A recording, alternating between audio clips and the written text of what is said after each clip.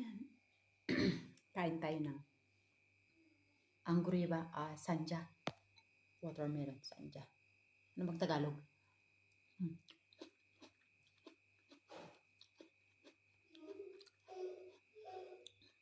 Sakto lang yung ano niya. Kasi medyo maasim siya. So, nilagyan ko na lang ng suka para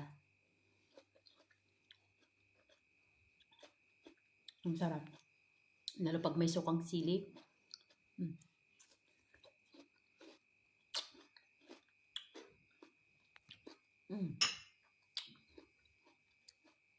Tapos higupin ko yung suka niya.